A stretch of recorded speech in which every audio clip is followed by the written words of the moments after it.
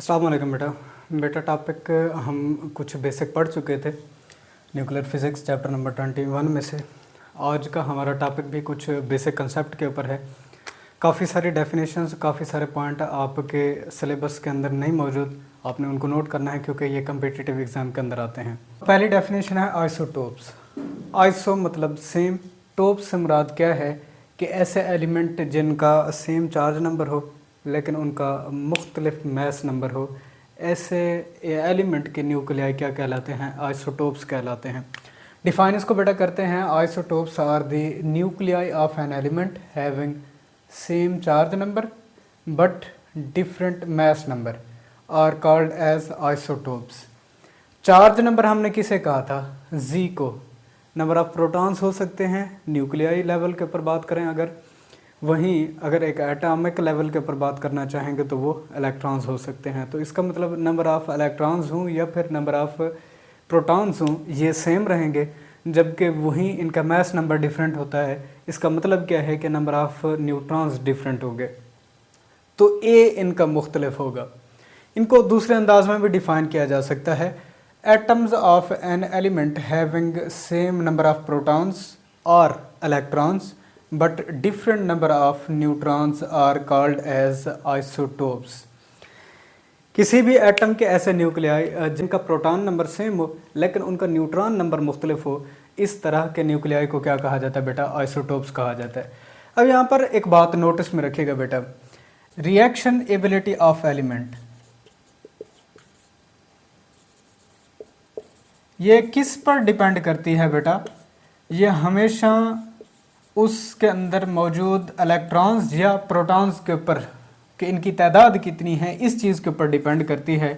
तो इसका मतलब आइसोटोप्स केमिकली तौर पर सेम प्रॉपर्टीज़ दिखाते हैं। ठीक है बेटा, क्यों? क्योंकि इनके अंदर एक जैसे प्रोटॉन्स मौजूद होते हैं, एक जैसे इलेक्ट्रॉन्स मौजूद होते हैं। सेम केमिकल प्रॉपर्टीज़, ये आपकी MCQs बनी हुई है। ठीक है बेटा, सेम केमिकल प्रॉपर्टीज़ रखेंगे। अब इसकी कुछ मिसालें आइसोटोप्स की आपकी बुक के अंदर दी गई हैं, उनसे हम इनको एक्सप्लेन कर लेते हैं। हीलियम न्यूक्लियाई, हीलियम के बेटा दो आइसोटोप्स होते हैं, 2 आइसोटोप्स। ठीक है बेटा, एक हीलियम 23 और दूसरा हीलियम 24 होता है। हीलियम 23 के अंदर यहाँ पर गौर कीजिए, एटॉमिक नंबर जी इसका 2 है जबकि ए इसका कितना है? 3। अगर नंबर ऑफ न्यूट्रॉन्स फाइंड करना चाहेंगे इसके अंदर कितने मौजूद होंगे, तो यहाँ से A minus Z number of neutrons इस आइसोटोप ऑफ हीलियम के अंदर वो कितने होंगे बेटा? यहाँ पर देखिए 3 - 2 1 आएगा आपके पास। एक न्यूट्रॉन होगा इसके अंदर और 2 इसके अंदर क्या होंगे बेटा? प्रोटॉन्स होंगे और 2 इलेक्ट्रॉन्स होंगे। ये आपको पिक्चर के ज़रिए से यहाँ पर दिखाया गया है, गौर करें। एक्स से नंबर ऑफ़ न्यूट्रॉन्स रिप्रेजेंट किए जा रहे हैं, एक इनके अंदर न्यूट्रॉन मौजूद है। ग्रीन से नंबर ऑफ़ प्रोटॉन्स रिप्रेजेंट किए जा रहे हैं, 2 इसके अंदर प्रोटॉन्स मौजूद हैं। जितने नंबर ऑफ़ प्रोटॉन्स होंगे उतने नंबर ऑफ़ इलेक्ट्रॉन्स इसके ऑर्बिट्स के अंदर रिवॉल्व कर रहे होंगे। तो तस्वीरी तौर पर हीलियम 23 को इस तरह से ज़ाहिर किया जाता है। दूसरा आइसोटोप बेटा इसका होता है हीलियम 24।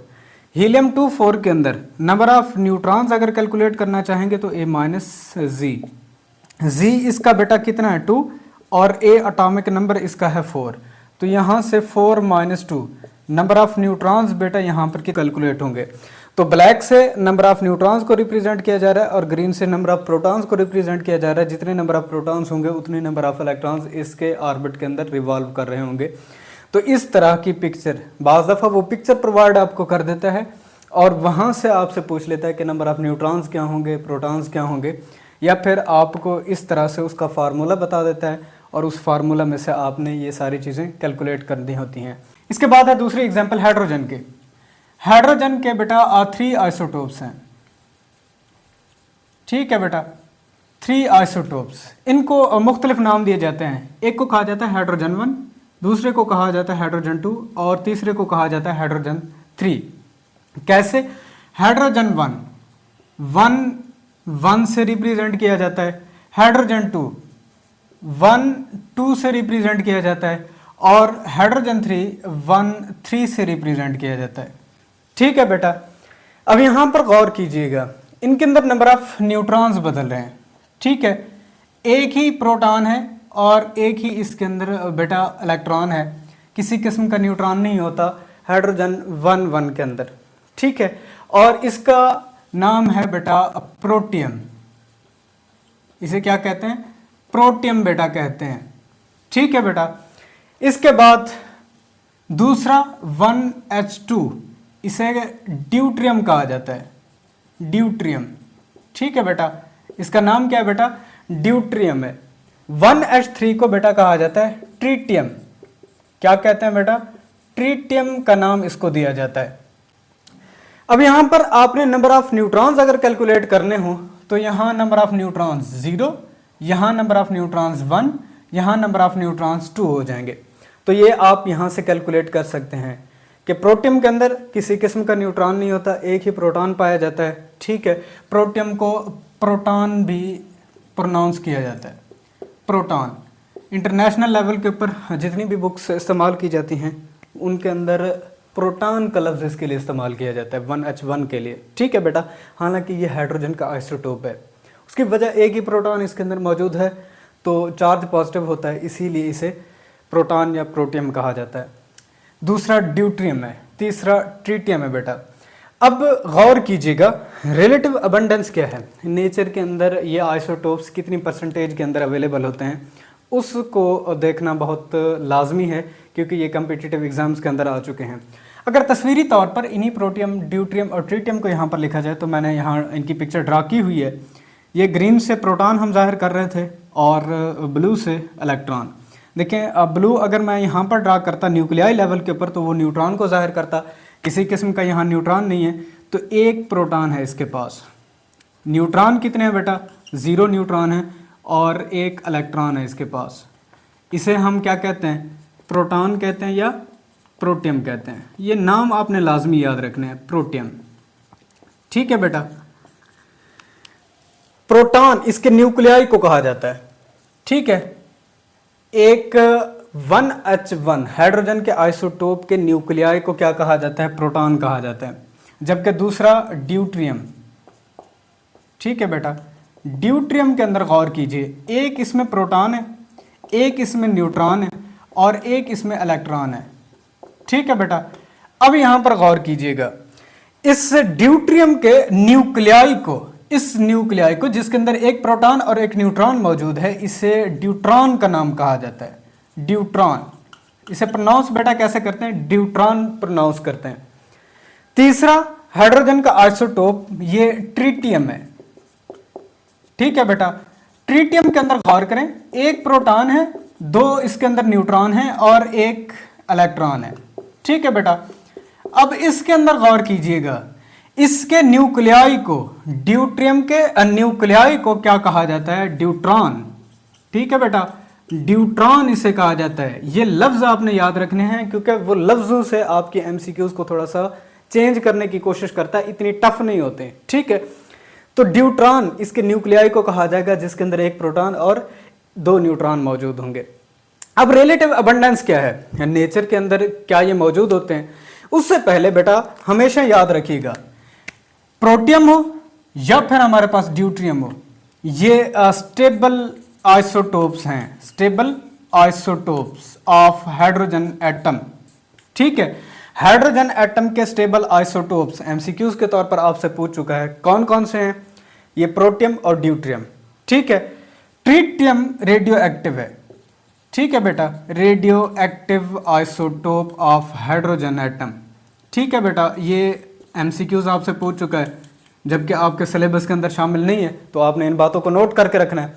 प्रोटियम 99.9% नेचर के अंदर एग्जिस्ट करता है, हमारी नेचर के अंदर ये 99.9% तक मौजूद है, जबकि वहीं ड्यूट्रियम 0.01% मौजूद होता है। नेचर के अंदर ड्यूट्रियम कभी एग्जिस्ट नहीं करता।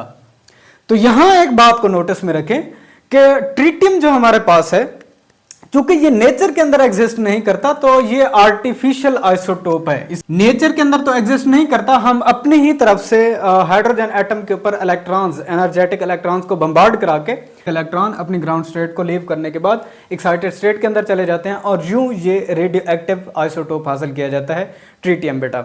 ठीक है, तो ये बेटा आपने जहन में रखना है। मोस्ट इंपॉर्टेंट एमसीक्यूज हैं कि नेचर के अंदर कौन सा आइसोटोप एग्जिस्ट करता है, कितने परसेंटेज है इसकी, और कौन नेचर के अंदर एग्जिस्ट नहीं करता, ये रेडियो एक्टिव किस बुनियाद पर बनता है। आया कि जब नेचर के अंदर ही नहीं है तो इसका मतलब रेडियो एक्टिव हम इसे बना रहे हैं लेकिन अपने ही किसी मेथड के जरिए से। तो ये बात आपने नोट में रखनी है। राउंड अबाउट 1000 आइसोटोप्स अब तक के दरियाफ्त हो चुके हैं, 1000 आइसोटोप्स तक। ठीक है, वो डिफरेंट हैं लेकिन चूंकि आपके सिलेबस के अंदर ये दो शामिल थे तो हम इन्हीं को ही डिस्कस करेंगे। एक और बात बेटा जो बार बार आपके बोर्ड्स के अंदर पूछी गई है, जीनॉन एक ऐसा एलिमेंट है और दूसरा एलिमेंट है सीजियम। इनको अगर देखें तो ये सेम नंबर ऑफ आइसोटोप्स रखते हैं। ठीक है, जीनॉन के बेटा 36 आइसोटोप्स हैं और वहीं सीजियम के भी 36 आइसोटोप्स हैं बेटा। तो दोनों के दोनों एक जैसे आइसोटोप्स रखते हैं। तो ये एमसीक्यूज बार बार कॉम्पिटिटिव एग्जाम के अंदर और बोर्ड के अंदर भी आपसे पूछी गई है। इसके बाद आइसोबार्स क्या हैं, आपके सिलेबस के अंदर नहीं है लेकिन इसमें से कॉम्पिटिटिव एग्जाम की एमसीक्यूज आपसे पूछी गई हैं, तो आपने इसको नोट रखना है बेटा। आइसोबार्स को डिफाइन किया जाता है, isobars are the nuclei of an element having a same mass number but different charge number or atomic number. ठीक है बेटा, एटॉमिक नंबर का भी लफ्ज इस्तेमाल कर सकते हैं। इनको क्या कहा जाता है, आइसोबार्स कहा जाता है। किसी भी एलिमेंट के ऐसे न्यूक्लियाई जिनका अब मास नंबर सेम हो जाए लेकिन चार्ज नंबर उनका क्या हो जाए, मुख्तलिफ हो जाए। इसका मतलब कहने का क्या है कि नंबर ऑफ इलेक्ट्रॉन्स या फिर नंबर ऑफ प्रोटॉन्स उस न्यूक्लियाई के डिफरेंट होंगे एक न्यूक्लियाई के दूसरे न्यूक्लियाई से, जबकि नंबर ऑफ जो सम ऑफ प्रोटॉन्स प्लस न्यूट्रॉन्स वो सेम रहेगा, जिसे हमने मास नंबर कहा था। ये डेफिनेशन आपने नोट करके रखनी है।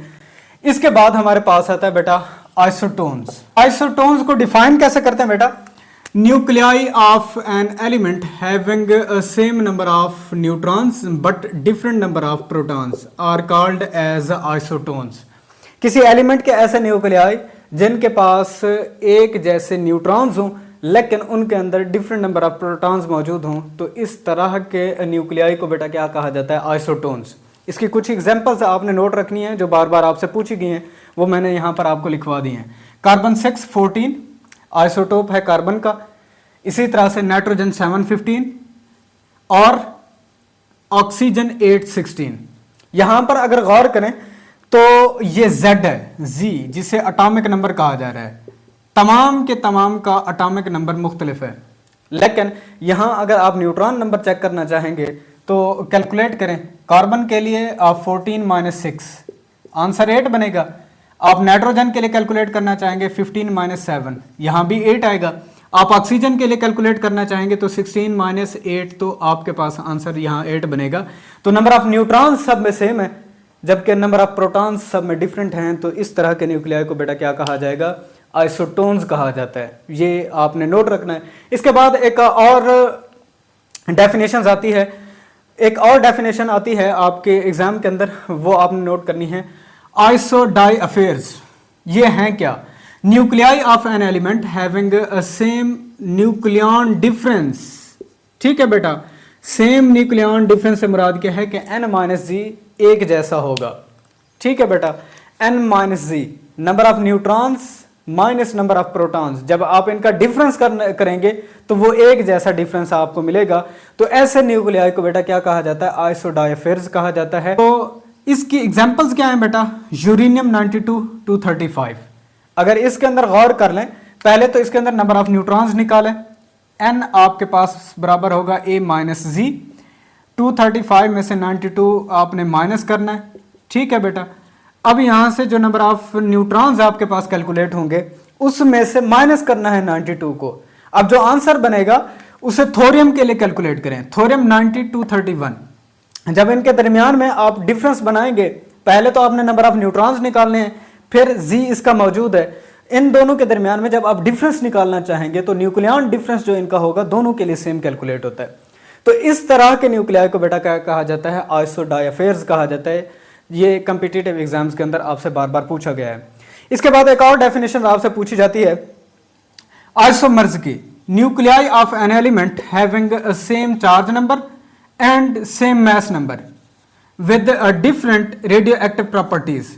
ऐसे न्यूक्लियाई जिनका सेम चार्ज नंबर हो और सेम मास नंबर हो, लेकिन उनकी जो रेडियो एक्टिव प्रॉपर्टीज हैं ये डिफरेंट हो हर लेवल के ऊपर, तो इस तरह के न्यूक्लियाई को बेटा क्या कहा जाता है, आइसोमर्स कहा जाता है। अब इसके अलावा यहां पर आइसोबार्स से मुतालिक आपने अपनी कुछ एमसीक्यूज को नोट करके रखना है। वो एमसीक्यूज क्या है बेटा, आर्गन 1840 और इधर से पोटासियम 1940, कैल्शियम 2040। अगर आप इनके लिए देखना चाहेंगे तो इनके सेम मास नंबर हैं, बट इनके क्या है बेटा, चार्ज नंबर डिफरेंट है। यहां पर देखें 40 40 और ये 40, मास नंबर सबके सेम है, जबकि वहीं इनके जो चार्ज नंबर हैं या एटॉमिक नंबर हैं वो सब एक दूसरे से डिफरेंट है। तो इन्हें क्या कहा था हमने, आइसोबार्स कहा था। ये एग्जांपल्स आपने नोट कर लेनी है जो बारह आपकी कम्पिटिटिव एग्जाम के अंदर आ चुकी हैं। तो बेटा ये कुछ बेसिक डेफिनेशन थी जो आपके कम्पिटिटिव एग्जाम्स के अंदर बार बार रिपीट हो चुकी हैं। आई होप वीडियो आपको पसंद आई होगी। इंशाल्लाह अपने नेक्स्ट लेक्चर में मिलेंगे। नेक्स्ट लेक्चर भी हमारा किस चीज़ के ऊपर होगा ये भी सुन लीजिए बेटा। उसके यहाँ पर गौर करें, आइसोटोप्स जो आपका टॉपिक है आपके सिलेबस के अंदर दिया गया है, इनकी चूंकि केमिकल प्रॉपर्टी सेम होती है तो किसी केमिकल रिएक्शन से तमाम तर एलिमेंट के आइसोटोप्स को अलग करना नामुमकिन है। अब कोई एक मेथड तो होना चाहिए जहां पर हम इनको एक दूसरे से अलग कर लें। वो एक मेथड है हमारे पास, एक आम प्रोसीजर है जिसे हम मास स्पेक्ट्रोग्राफ कहते हैं। एक ऐसा टेक्निक, एक ऐसा तरीक़ाकार जिसके ज़रिए से किसी एलिमेंट के आइसोटोप्स को अलग किया जाता है। तो इंशाल्लाह मास स्पेक्ट्रोग्राफ है क्या, इसको हम अपने नेक्स्ट लेक्चर में डिस्कस करेंगे। तब तक के लिए इजाज़त दीजिए। अल्लाह हाफ़िज़।